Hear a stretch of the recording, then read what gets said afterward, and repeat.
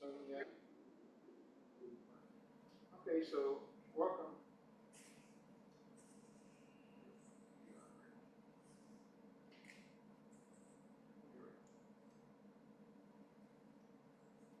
Good thing Larry edits these things for us.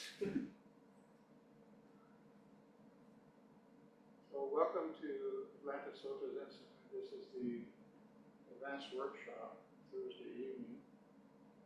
And we will be delving into chanting tonight. We're on the other side of the Zindo from usual. And as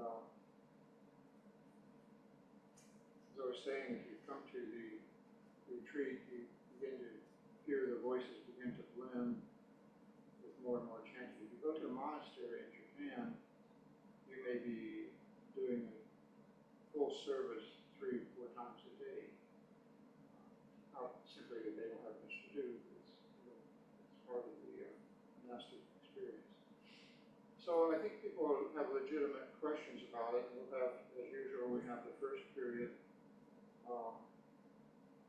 going into the method of Zen chanting in particular, and then we'll have the period 7:30 to 8 o'clock. We will continue sitting. We may do something like sit facing the wall, continue chanting. There's some that are done that way. And then the last period, from 8 to 8:30, we'll have tea. By the way, somebody keeping an eye on the tea? It's on one. Okay. So, let me just go around and see if anybody has any questions about chanting. Or curious about it. I think it's a little weird for a lot of people. Right? Chanting in guttural voices and so on. Are we trying to match the tone, the pitch of people around us? Pitch of who? The pitch of the chanting, are we trying to be on pitch with the other people? Good question. Not necessarily. Not the pitch. Some people are very high voiced, people have different registers. So what happens, what you may witness, is you tend to start out at kind of a high register, which tends coming in off the street, just as you're breathing more quickly and so forth. And as you settle into the chant, you feel like you're straining. So it's a good idea to just not let your voice drop a pitch from time to time. And you'll find out if you're dropping in music, we call it the fifth, the third, the root, the primary chord structure. So you'll be dropping in harmony with singing, chanting. And the gongs are pitched. This is roughly, I think, an E major. This is like an A minor. They're in harmony with each other. To tune them, and they build like shading down, right, down to tune. And so they're already in harmony with each other. This person, though I'm leading a chant, one of our instructions is when you bow, strike the gong, let the sound of the gong enter your head so you feel the vibration. And strike the gong again through the heart center. So strike the big gong 3 times. Let it feel it penetrate your solar plexus, feel the vibration. Strike it again, go on, dosha during pauses. So by the time you chant the title, you're already in harmony with the gong. You're vibrating at the same pace. So it's like most of the training in Zen, we try to relinquish control and give ourselves over to it. So it's natural to chant more or less in harmony with everybody, not necessarily in the same pitch. Good question. Any others before we start? So what I'd like to do is take you through several of these chants. We'll start with the Heart Sutra. And I think you'll find it in the front of the book. If we have time tonight, I think we'll do the Hanya Shingo, which is the Heart Sutra in Japanese. Briefer. In fact, let's do that. We're not going to be familiar with it. But start with the Hanya Shingo. First, I'm going to ask you to turn the AC off. It should be cool enough in here. Later on, if it gets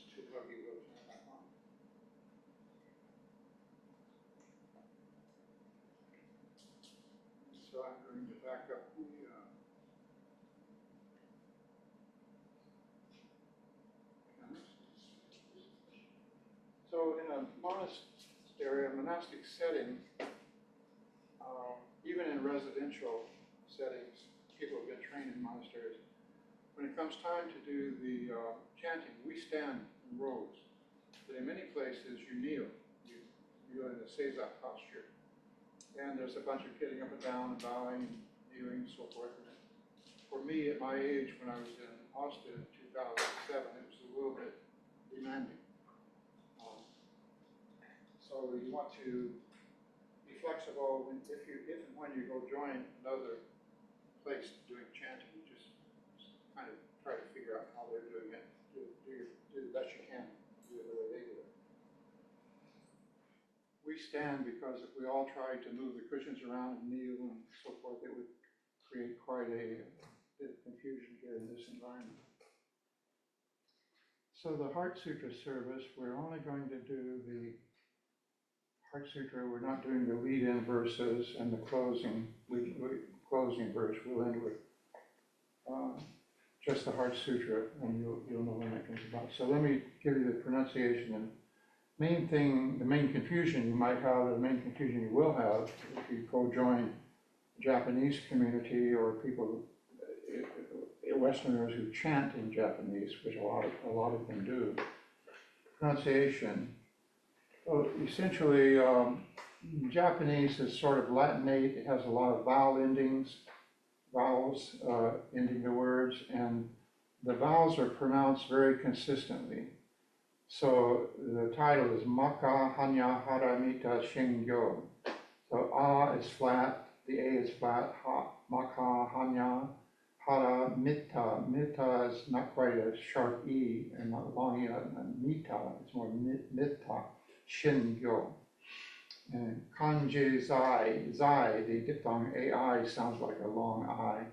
Bo Satsugyo Jin Hanya Haramita Shoken. The E is pronounced flatter than the I. The I is Jin. The E is pronounced like Ken. Shoken Goen, but they're consistent. It's consistent. Once you sort of get it down, you're not really confused about the pronunciation. Go on. And the O is not a long O like O or O. It's more like go on, kaiku. Don't worry too much about it. Isai, kui, aku, shari, shi, shiki, fui, ku, and so forth. Kui, fu. So we'll go through this one time and then talk a little bit about it.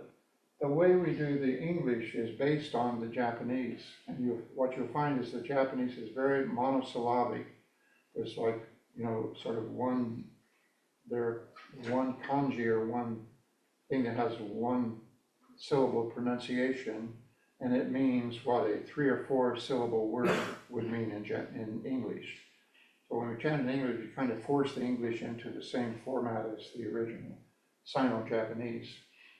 And a lot of this is probably phonetic Japanese reflecting the Chinese version of it. So the title starts out the same as it does in English, and we strike the gong 3 times where the doshi is bowing. We'll go ahead and do that.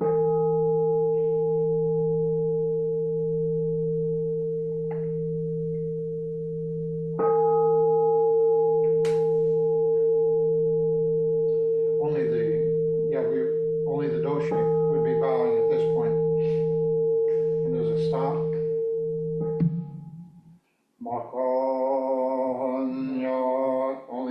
Only the lead chants the title. See the parts that are in gray, see the gray type, and then the black type. The gray type is not chanted. You see the doshi rises, doshi to altar, and so forth. Fueko, that's not chanted. The lead chants. Actually, this one on this page looks like the title is in black. It should be in gray on yours. Anything grayed out, you don't chant. You chant the black. Akahanya haramita shinyo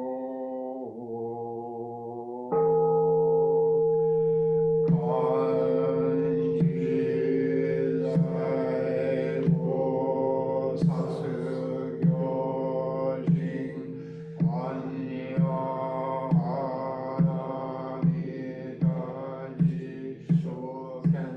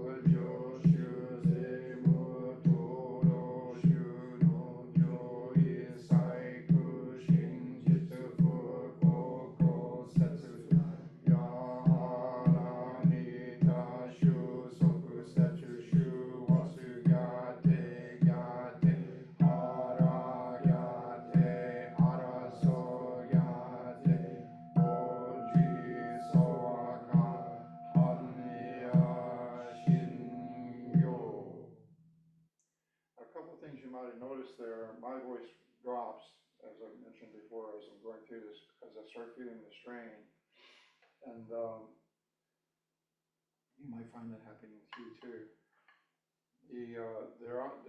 I didn't mention this, but the ones like Jitsu, Setsu Shu, Watsu, those that have two syllables in them, they're pronounced on one beat. And so they're not hyphenated, as if it would be two beats.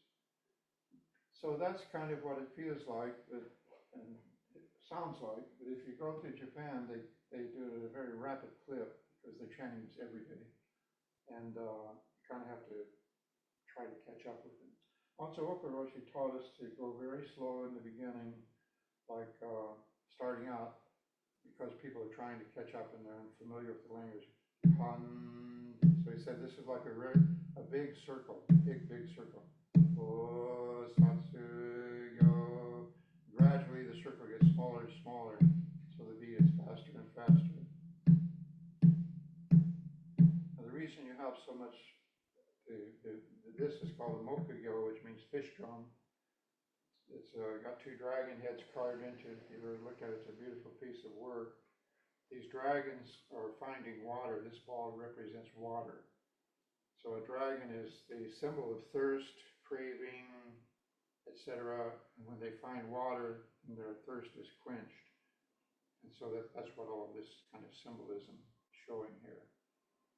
And the one in Eiheiji is about 6 feet in diameter. And one person beats that drum with a stick that's like over 4 feet long. And the gong is also like 6 feet in diameter. You could literally sit inside of it. When they hit that gong, it's like a huge stick, and it's sort of leaning against the gong. You can feel it come through the floor. It's just, ooh, it's like an explosion. So it gets to be pretty convincing. So anyway, you got the feel for that, right? So now let's do the English. I'm gonna have to just sip to keep my throat on right here. And you'll see the similarity. At the same time, you'll see the difference. The translation, I don't think we want to think of as literal. It's sort of an approximation of what the sutra is saying. And so we don't want to get too literal about our interpretation of the English. There's good arguments for the reasons it's translated as it is. And some people are arguing we shouldn't chant in Japanese anymore. It should be all American or all English. There's all kinds of weird arguments and debates going on this stuff. So this one you're more familiar with. You've heard it again and again. So starting out the title, Heart of Great Perfect Wisdom Sutra.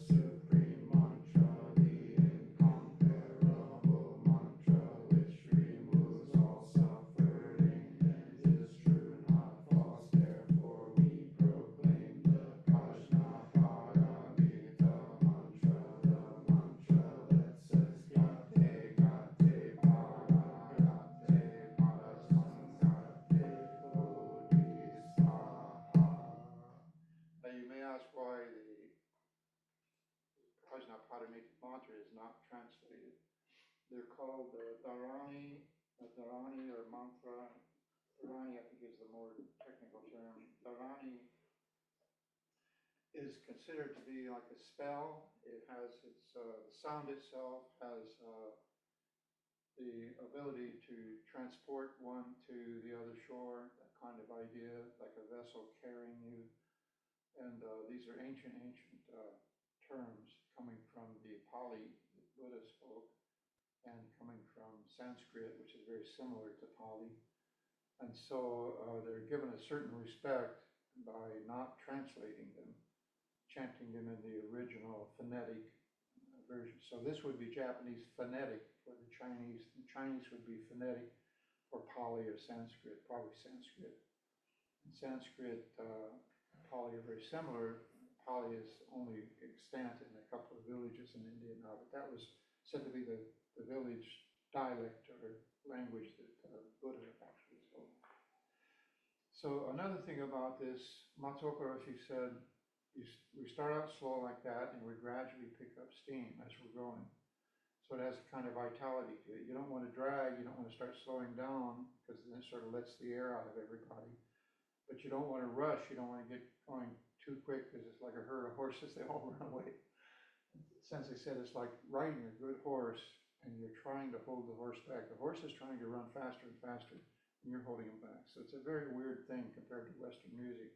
It's a little like Barbara's Adagio is one of the closest things I can think of coming to it. It's sort of, the tempo is all intermingled and weird. It's like there's a tension between everything. In jazz, is what they call swing, where you're a little ahead of the beat, a little behind the beat, and everybody sort of feels the beat in between. So this is difficult even for a musician to do because it's so simple you just can't fake it. You just have to. Matsuoka Roshi would often say, how you feel when you lead the chant is what everybody feels. So if you always want us to be here 15, 20 minutes early, just sit and do zazen until we're ready to go. And striking the gong and leaning into it like that, we typically would bow down, let the sound enter us, is a way of surrendering the control to the instrument. And so by the time you start chanting, it sort of comes across as supportive or reinforcing. So any questions so far? Comment?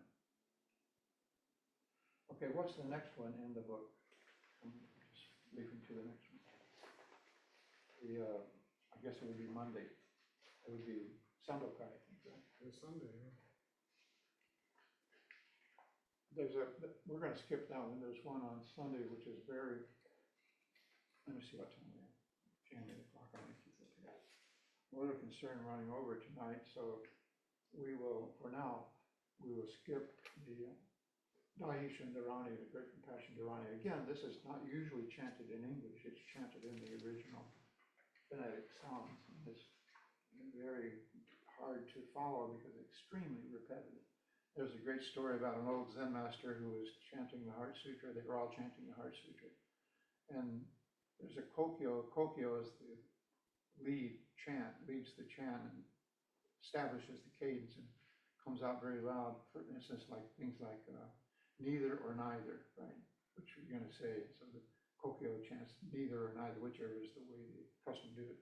And when there's a choice in syllabification, kokyo sings that out loud so you can hear that you're putting an apostrophe in the word, things like that.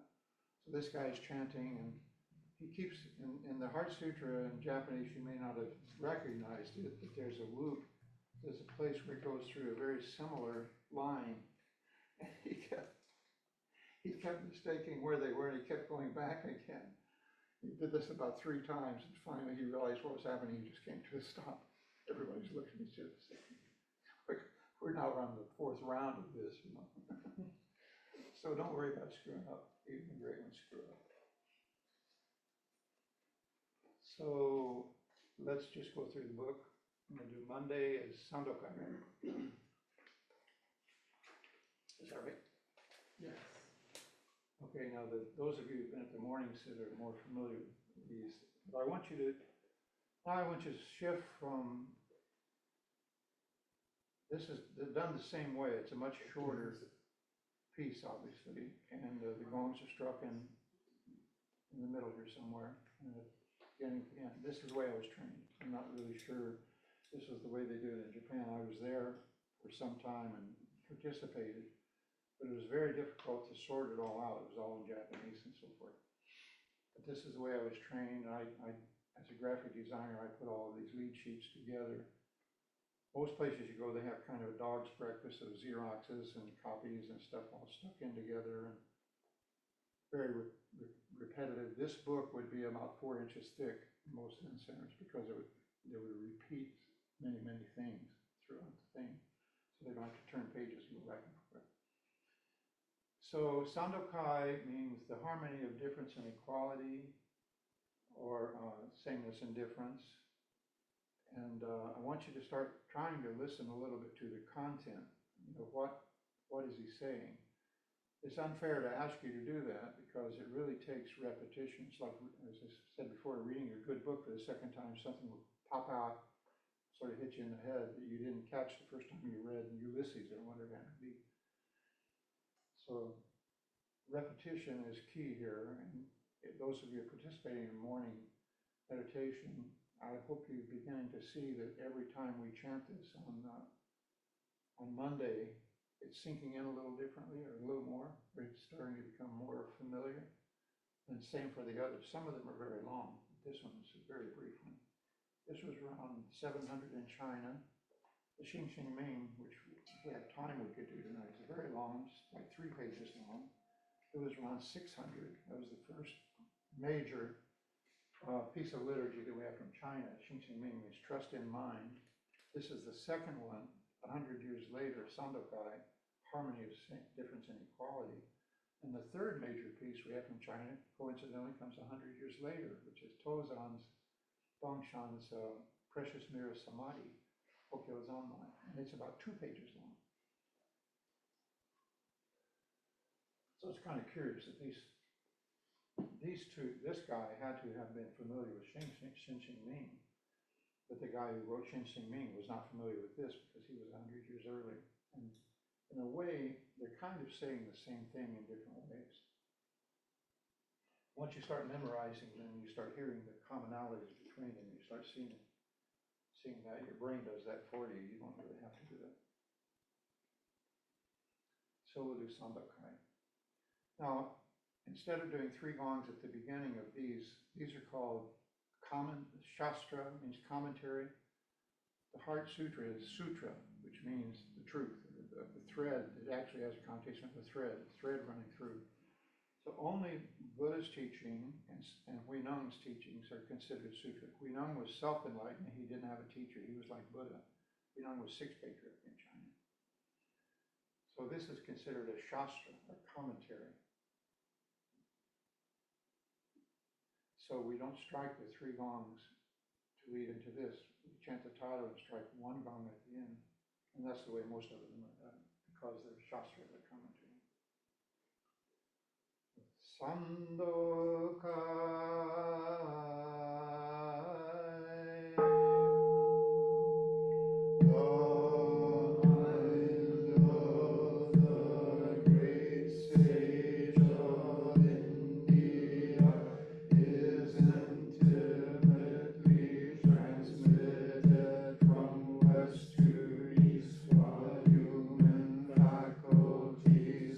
Sharp or dull, the way has no north.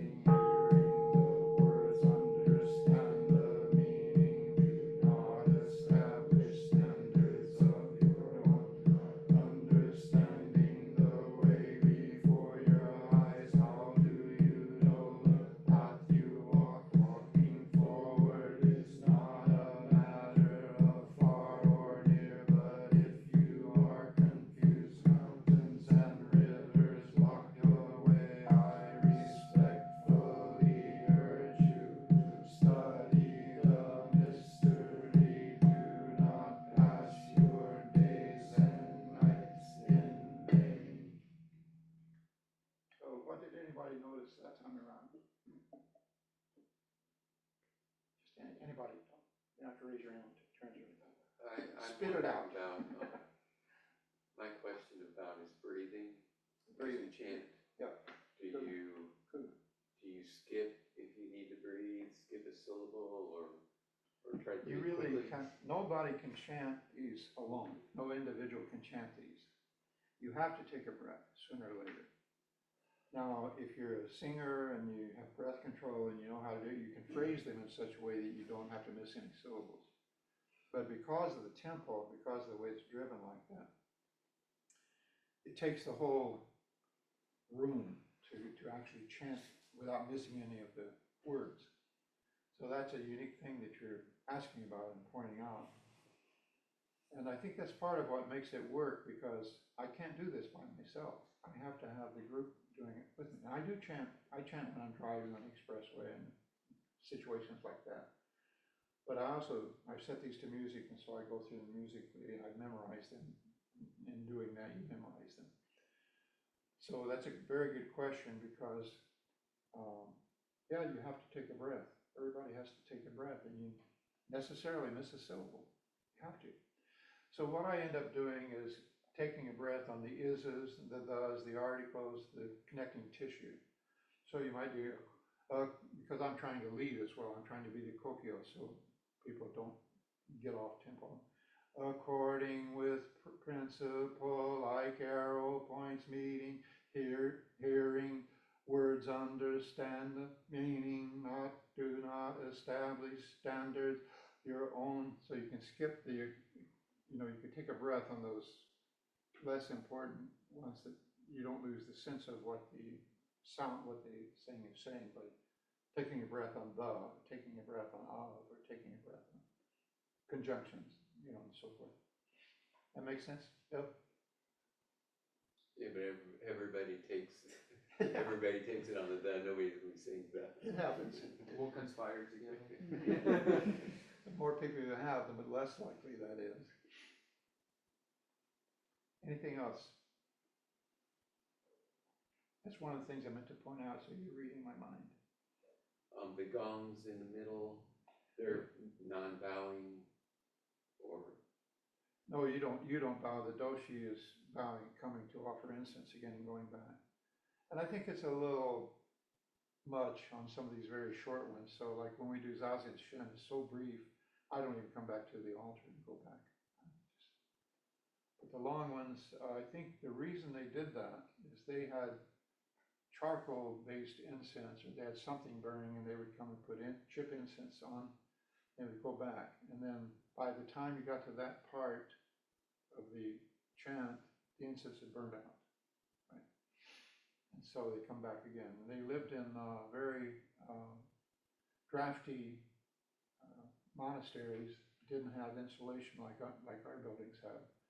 A lot of people have moved away from the incense altogether, but a lot of this is staging and, scripting for the group movement, the kind of group process they're going through. Again, cohering the sangha, everybody knows their role, they know what to do, and so forth.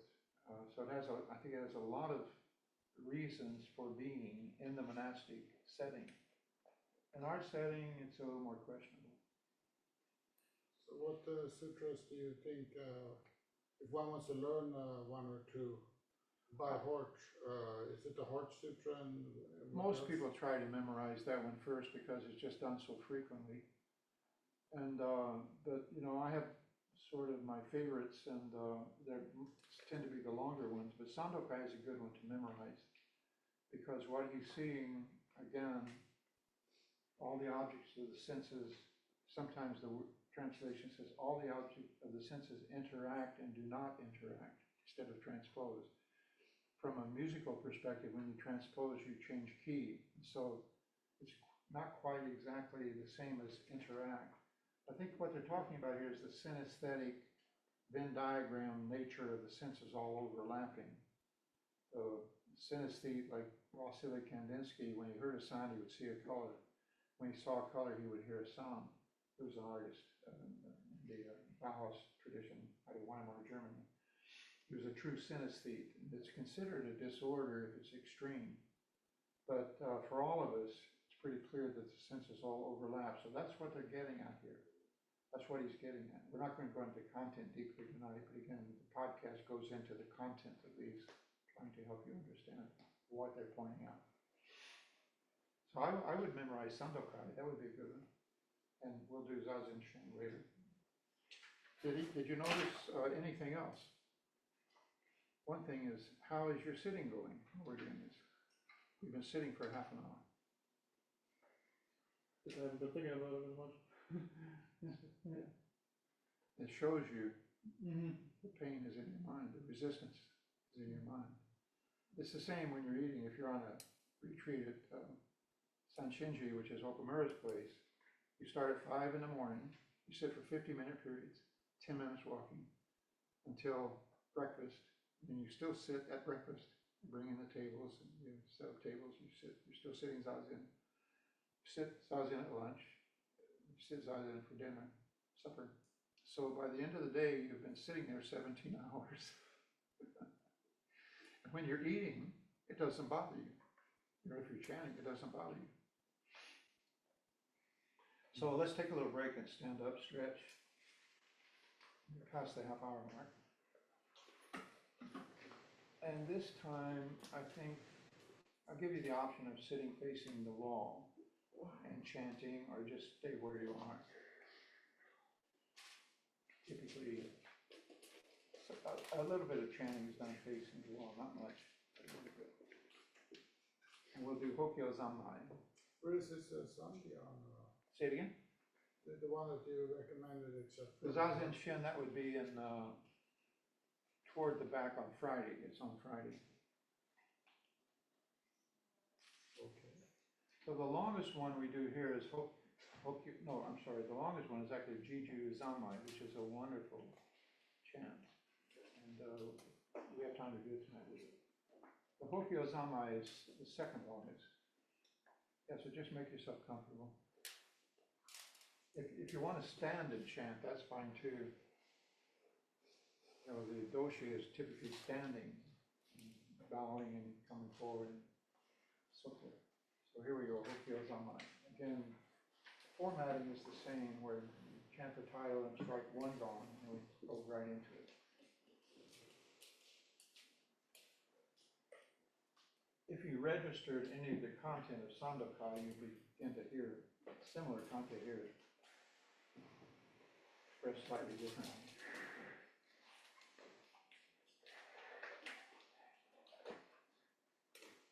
Hokyo Zammai.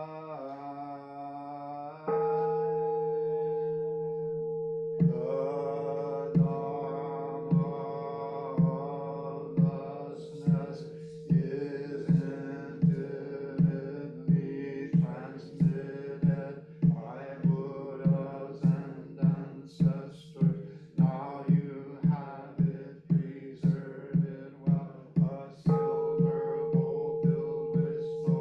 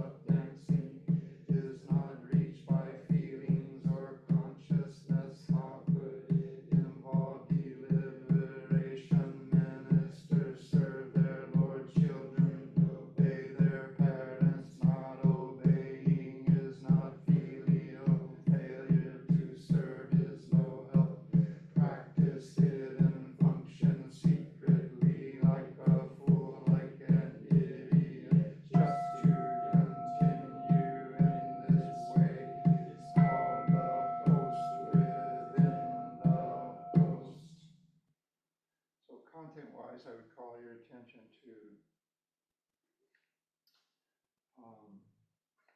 like box and cover joining, existing phenomena like box and cover joining, according to the principle like arrow points meeting from, let's see, Sandokai toward the end. Existing phenomena like box and cover joining according to the principle like arrow points meeting.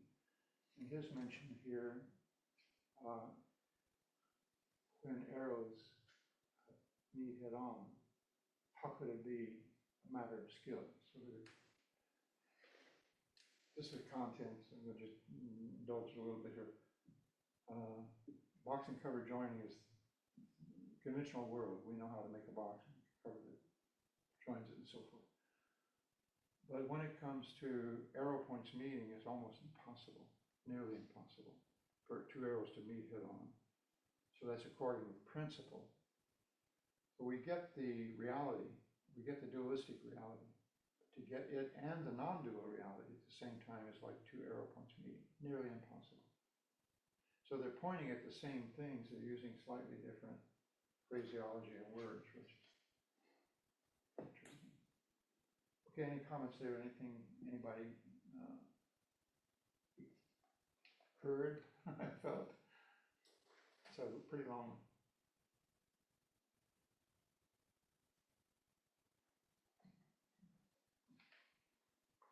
One I would give you as a Coleman, because some are vulgar, jeweled tables and ornate robes. I think we understand that.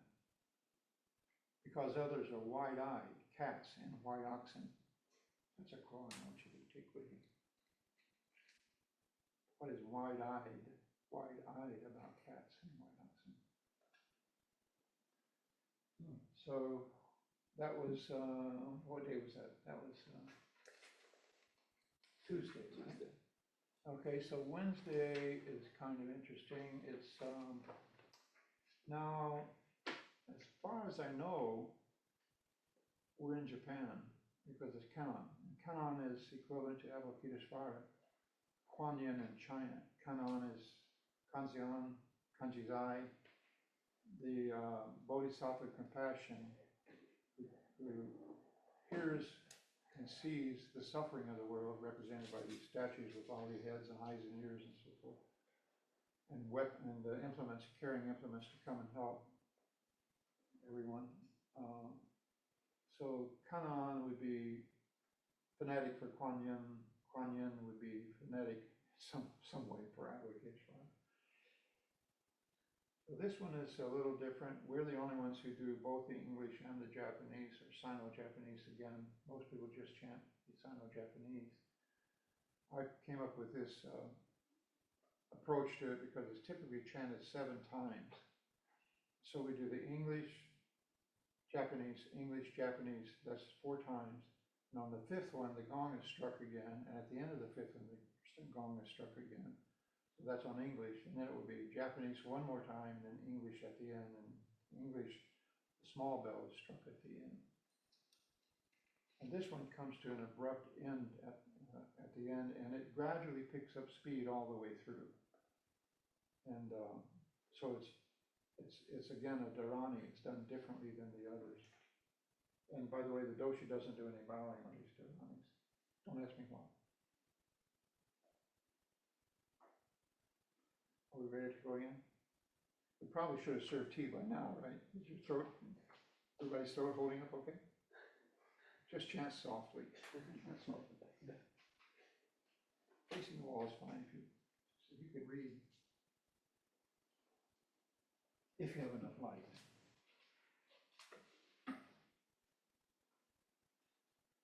Kannon Sutra.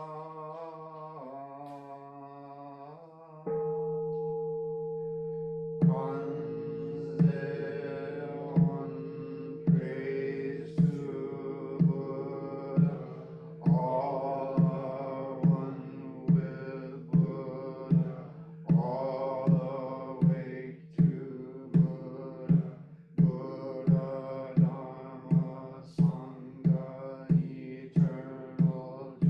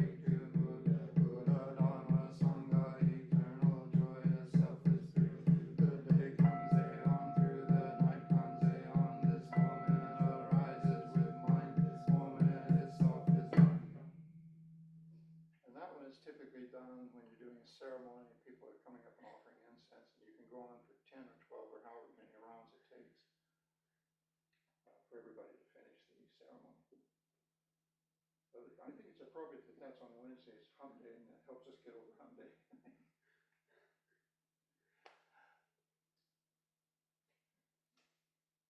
Dan, you wait till you see the musical version of that. What you notice is there are a whole lot more syllables in the English, right, than there are in the Sino-Japanese, and yet the chord structure has to fit both. So one is like 7 long and one is 5 long. 7, 5, 7, 5.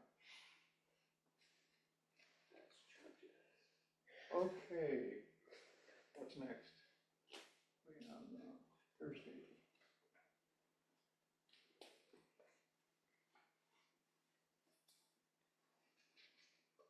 Metta, so we're back to India.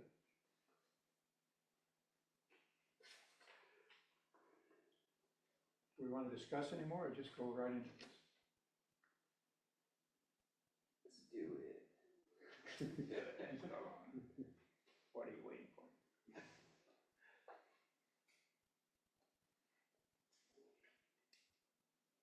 This is mercifully brief. Metta Sutta. Let me make a point. That's Pali. Sutra is Sanskrit. Sutta is Pali. That's how small the differences are.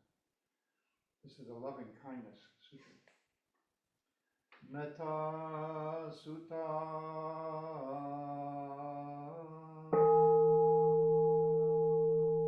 This is what may be accomplished by the one who is wise, who seeks the good, has obtained peace. Let one be strenuous, upright, and sincere, without pride. Be contented and joyous. Let one not be submerged by the things of the world. One not take upon oneself the burden of riches. One senses be controlled. Let one be wise but not puffed up. Let one not desire great possessions. For one's family, let one do nothing that is mean. Let the wise would reprove. May all beings be happy. They be joyous and live in safety. All living beings, whether weak or strong, in high or middle or low realms of existence, small or great, visible or invisible, near or far, to be born. May all beings be happy. Let no one deceive another, despise any being in any state. Let none by anger or hatred wish harm to another, even as a mother at the risk of her life watches over, protects her only child. So with a boundless mind should one cherish all living things, suffusing love over the entire world, above, below, and all around, without limit. So let one cultivate infinite goodwill toward the whole world, standing or walking, sitting, lying down, during all one's waking hours. Let one cherish the thought that this way of living is the best in the world, abandoning vain discussion, having a clear vision, free from sense appetites. One who realizes the way will never again know rebirth in the cycle of creation, of suffering for ourselves or for others. One other point that Matsuo Goroshi pointed out, he said, the chant should be one long continuous sound. The words, the consonants in particular, are just interrupting that sound. So it would not be, so that one cultivate and goodwill. So let one cultivate it. You feel the vibe in your solar plex. Do a hum, do a yawn hum, like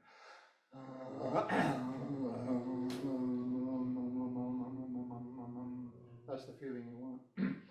And the solar plexus radiating, growling, whatever pitch you're at. So it would be standing, walking, sitting, or lying down, going on, like that. Continuous.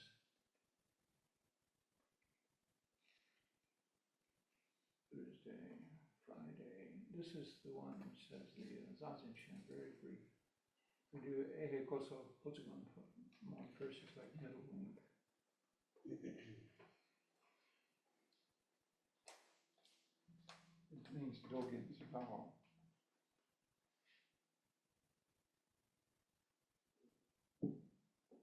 Getting a little vocal strain here. Trying to chant out loud, so don't chant too loud. Ehe koso. Oh, you bringing tea in? Okay, bring it. Bring. Everybody have a cup of tea. Take a sip. You only want to wet your whistle. If you ever watch Pavarotti singing, he doesn't drink a lot because then your stomach starts gurgling and you start burping. You just want to coat your vocal cords. And a good tea for this. Got something. Let me try it. Maybe this will help a little better. A good tea is called throat coat. It's got what's that plant material? Glycerin, like, you know. Slippery elm. Yeah. It coats the vocal cords. Rock and roll singers, especially heavy metal, drink that before concerts. I'll have one, Bill. Yeah. Be careful of the heat. If it may be a little too hot, just sip it.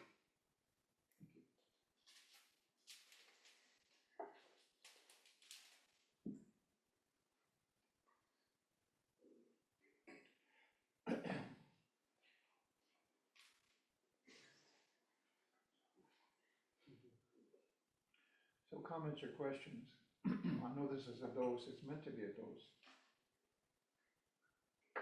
I would like you to begin to have the appreciation that I have for the liturgy in the context of sort of all the liturgy and how it fits into the practice and so forth.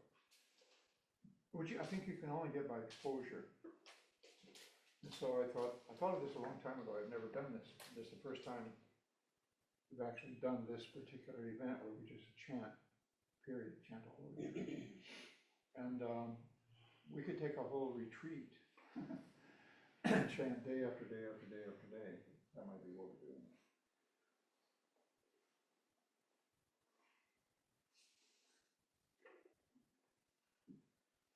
You may be interested, if you go online, you can find voice coaches, look for voice training. You'll find they have you do things like do humming, but high and low with your humming. Have you ever done vocal training? No, I haven't. It's pretty weird. It's pretty weird, but it works. It loosens up your vocal cords. So the Heart Sutra, is it mostly in Zen practitioner, or are there other? In the monasteries and residential centers, the larger centers, they chant all of this, the whole liturgy.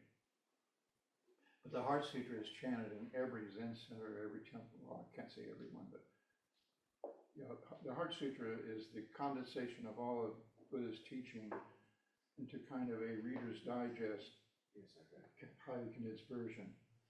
You could go in there and there's certain phrases, if they were underlined like a link and you clicked on them, they bring up a whole sutra. So it's kind of like, it was published in 900 according to Red Pine, Bill Porter, who published a book on the Heart Sutra. It was very, very worth reading, very worth reading.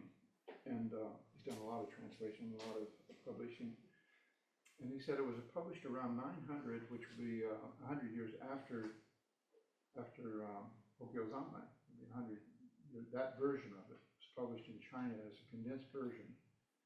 It relates to what is called the Tripitaka, 3 baskets of all the Buddhist teachings, which is huge. It's said to be 84,000 sutras and commentaries.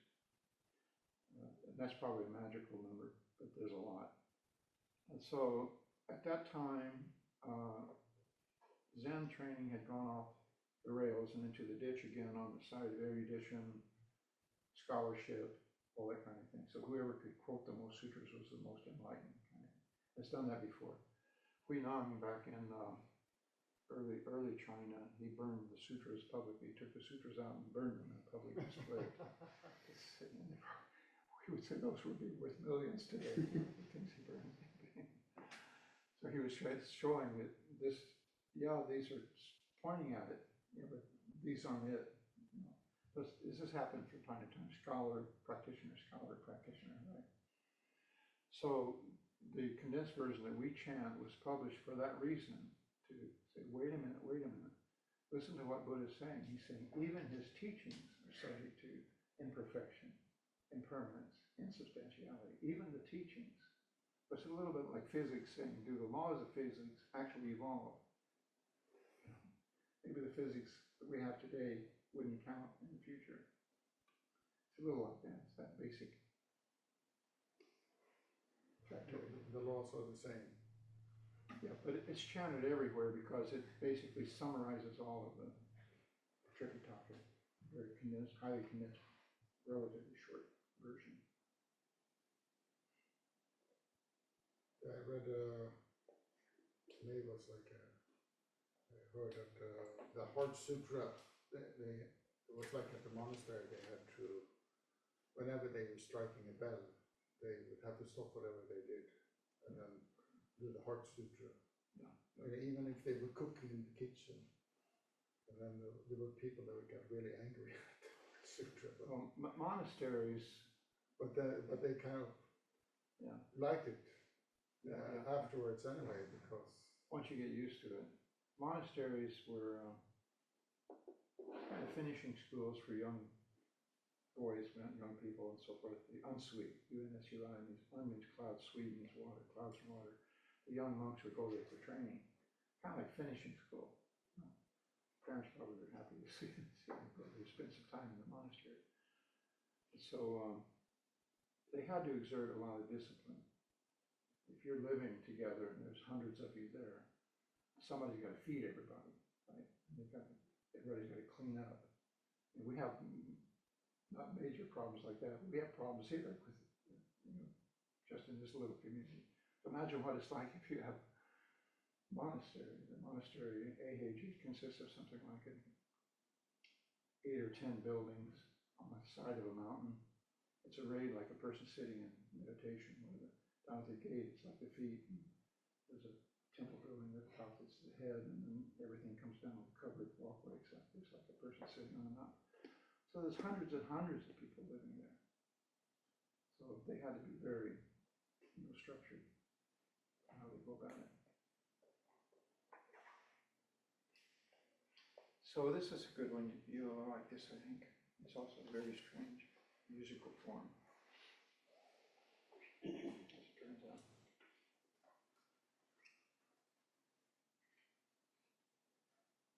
Eihei was Eihei Dogen. Eihei means eternal peace, and his monastery is called Eihei-ji. Ji means teacher or monastery, which is kind of a physical plant type teacher. Eihei. His vow, Dogen's vow. Eihei koso tsuganmon.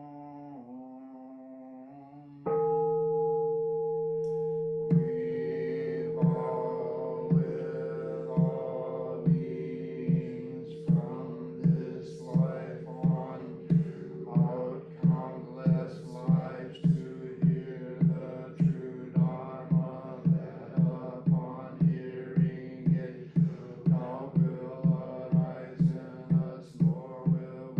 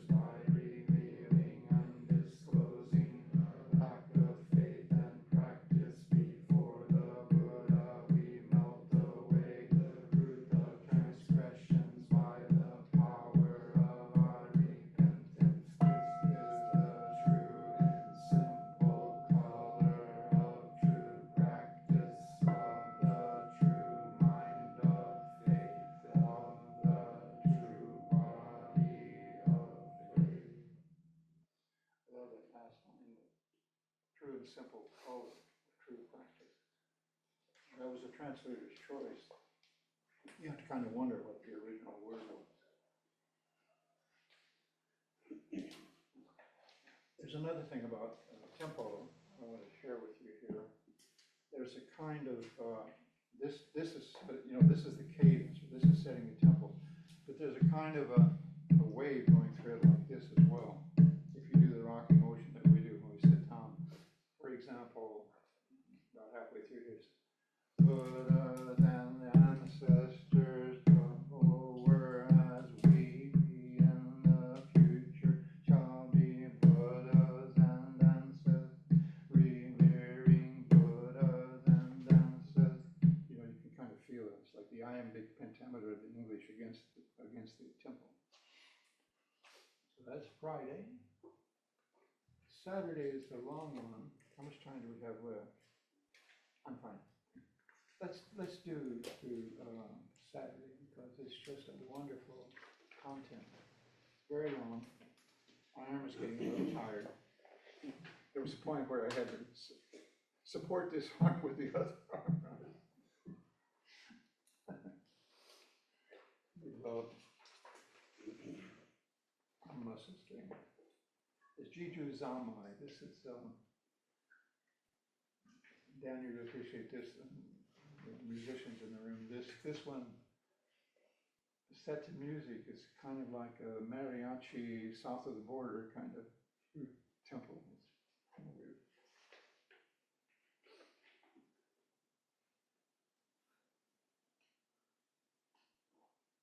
The warm tea does help you listen to vocal cords better.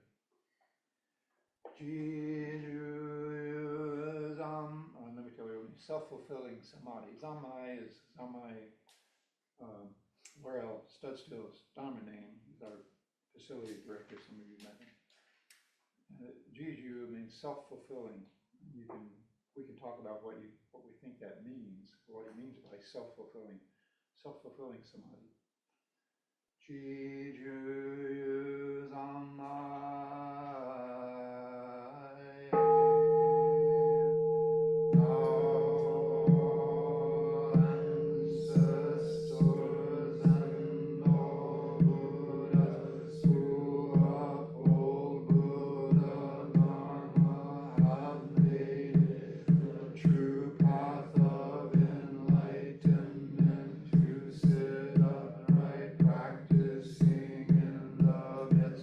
Self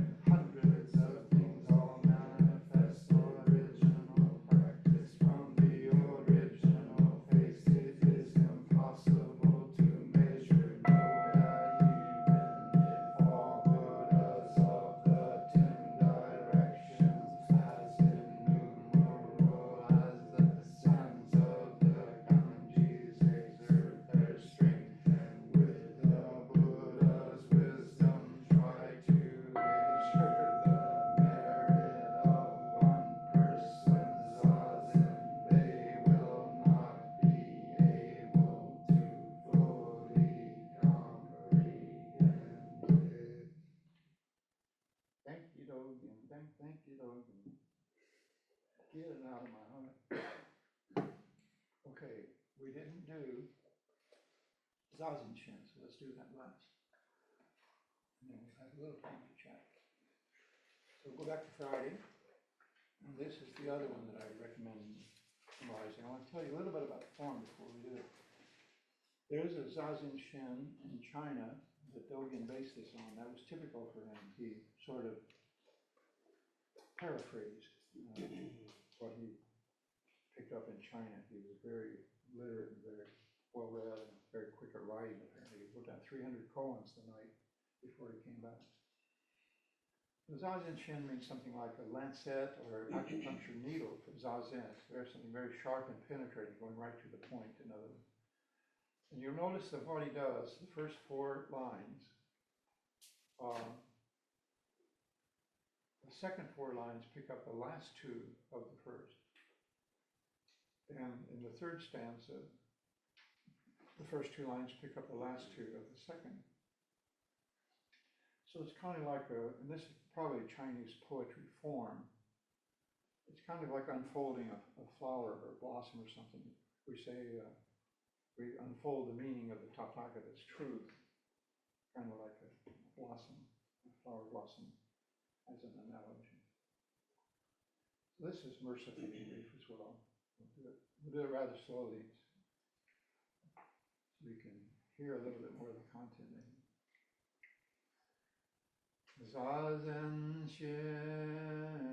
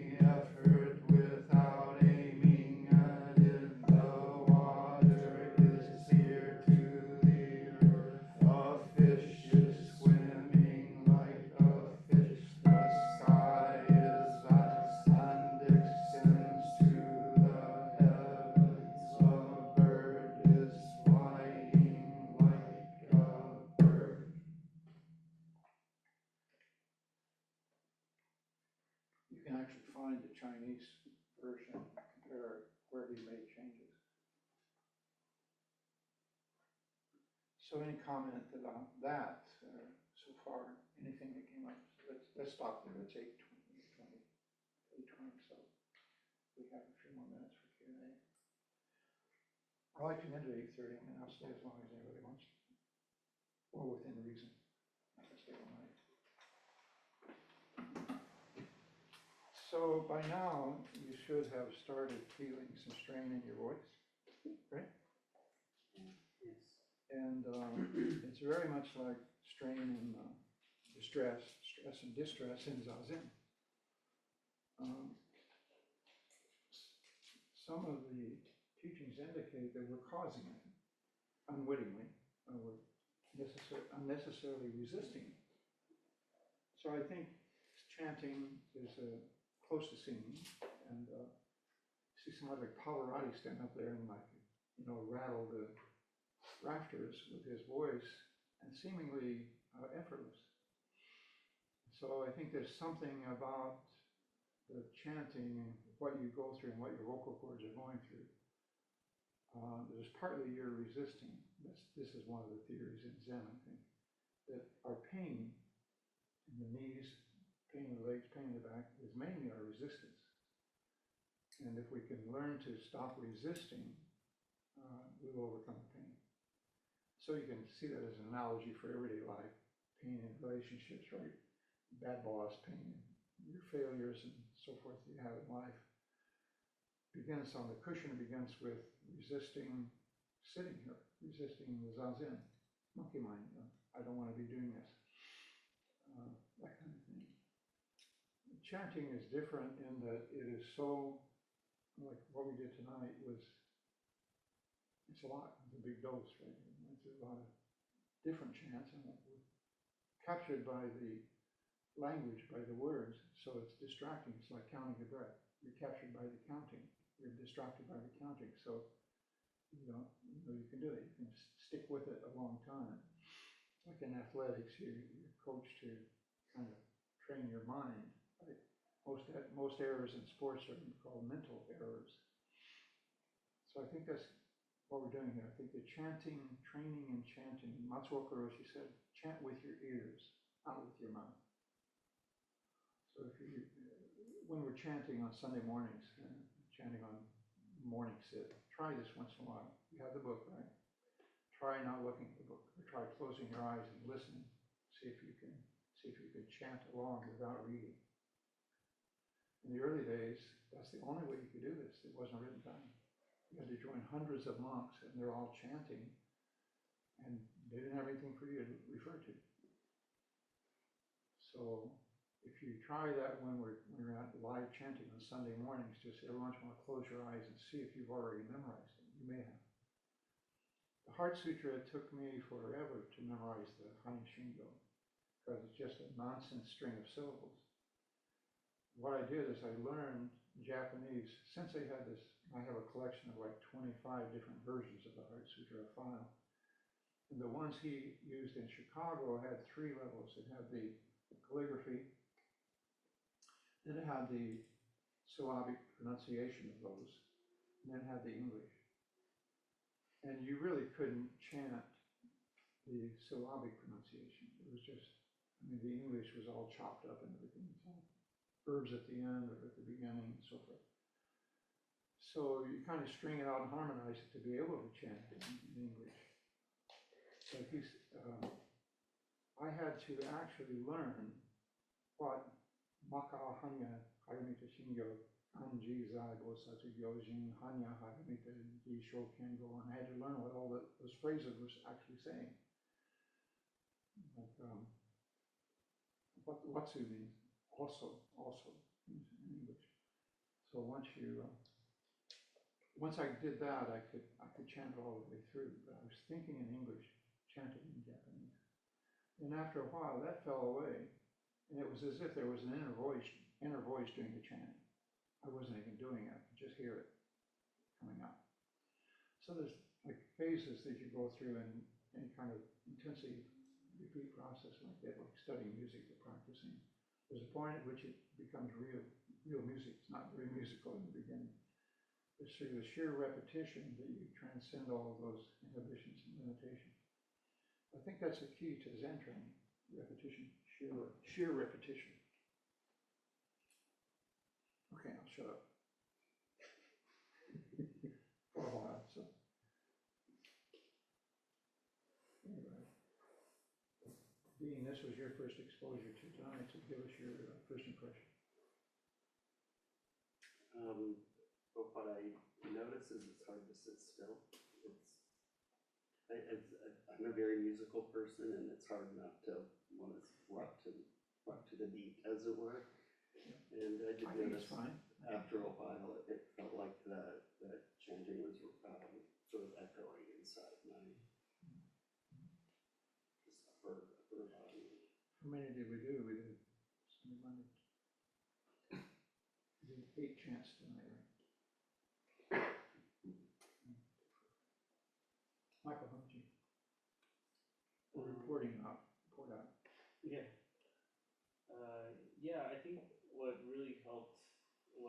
when you explained that like the song shouldn't have any pauses or interruptions between words, that kind of like I started understanding like what it should sound like as like a cohesion of voices. Yeah. Let's do one more, and I want to do this one without you having any references, very brief. These are the three refuges in Pali, original language.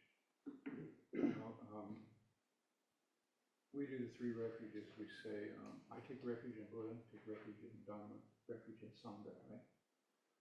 So the Pali is, pronounce it first, it's Buddham Sadhanam Gacchami. Pali is M sounds at the end of the word. Buddham Sadhanam Gacchami means I take refuge in Buddha. Dhammam Sadhanam Gacchami, I take refuge in Dharma. Sangham Sadhanam Gacchami.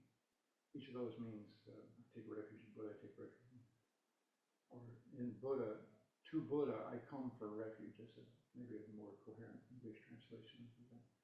Then we say Dudhyampi Buddham Saranam Gacchami. Dudhyampi means for a second time. Then Dhammam Saranam Gacchami and Sangham Saranam Gacchami. Don't look it up, don't look at it. I don't want you to look at it. I want you to do it by ear. I don't want you to look at it.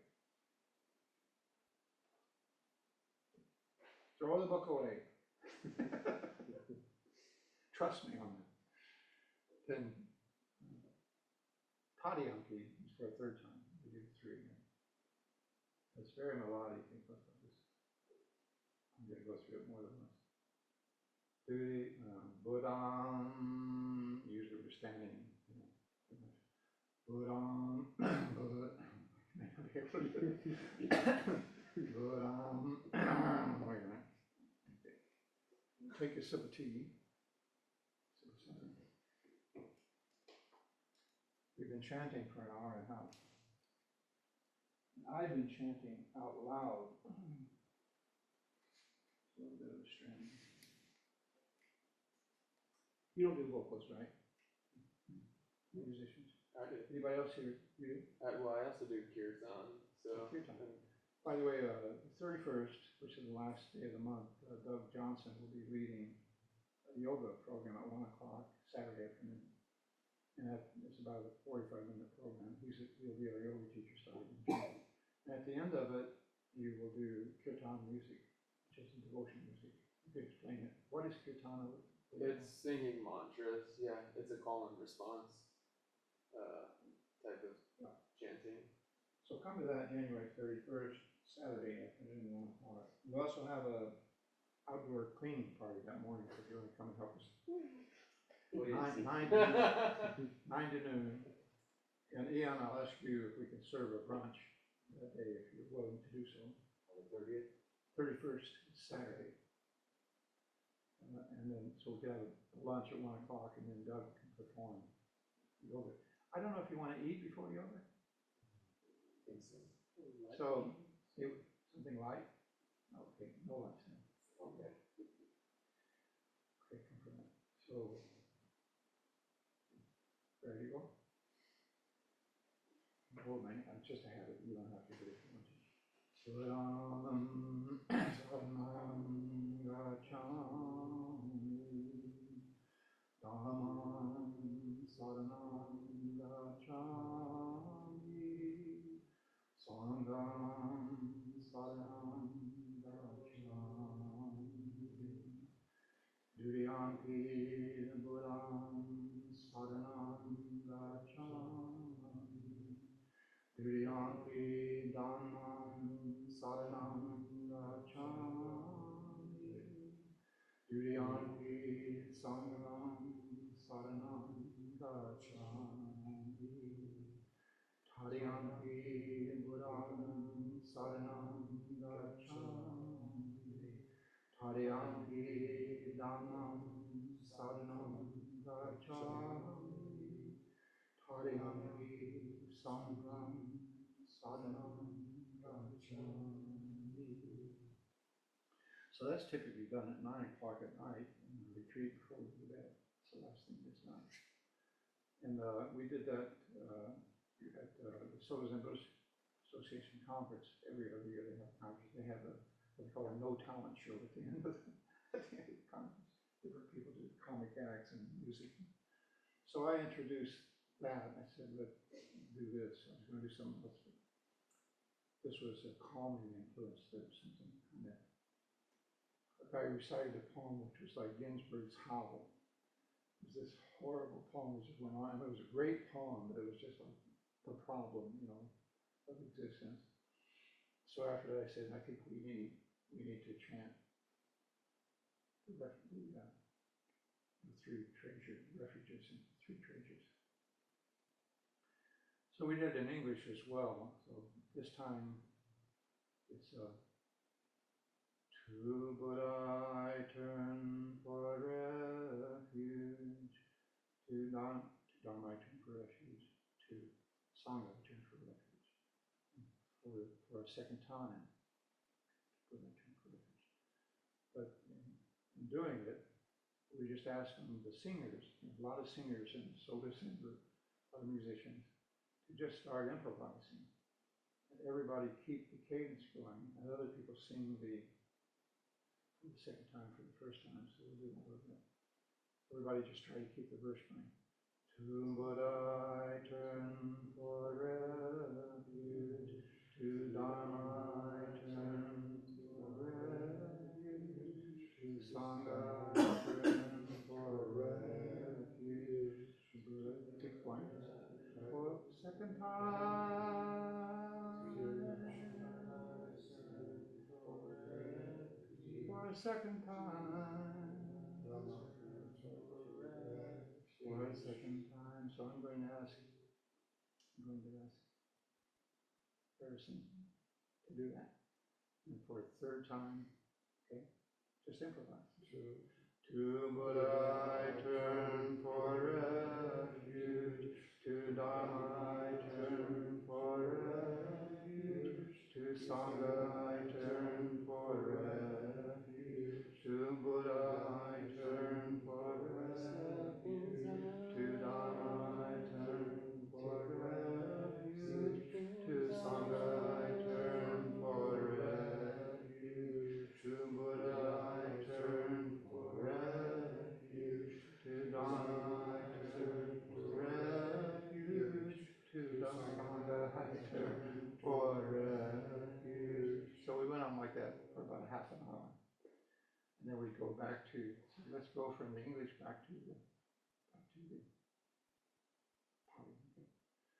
to Buddham Saranam Gacchami, Dhammam Saranam Gacchami, Sangham Saranam Gacchami. To Buddha I turn for refuge, to Dharma I turn for refuge, to Sangha I turn for refuge, to Buddha I turn for refuge, I turn for refuge, to Sangha I turn for refuge. Buddham Saranam Gacchami, Dhammam Saranam Gacchami, Sangham Saranam Gacchami. To Buddha I turn for refuge, to Dharma I turn for refuge, to Sangha I turn for refuge. And one more we'll do. This is two versions of the Four Great Vows. So I want you to form a drone. We do a drone. It's like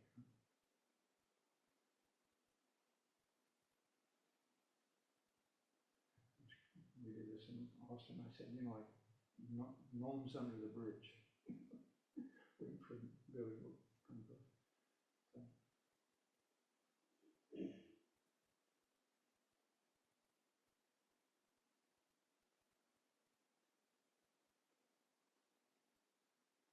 Beings are numberless.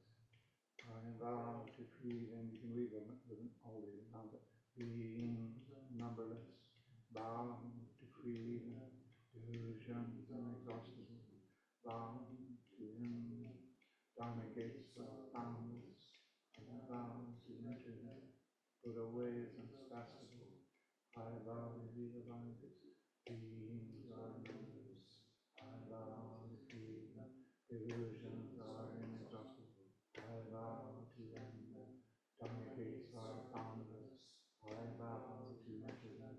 Buddha way is unsurpassable, I vow to realize it. Beings are numberless, I vow to free them. Illusions are inexhaustible, vow to end them. Dharma gates are boundless, vow to enter them. Buddha way unsurpassable, vow to realize its love. Beings are numberless, vow to free them. Illusions are inexhaustible, vow to end them. Come out strong. Dharma gates are boundless, vow to enter them.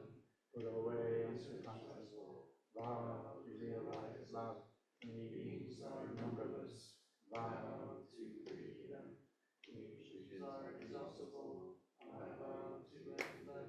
Dharma gates are boundless, I vow to enter them. Buddha way is inexhaustible, slap your hand. I vow to realize it. Beings are numberless, I vow to free them. Illusions are inexhaustible, I vow to end them. However, are numberless, all beings are them.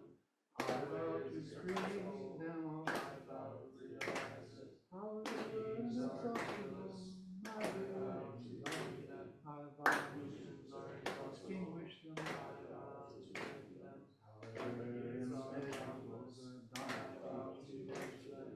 Buddha way is master, I vow to realize it.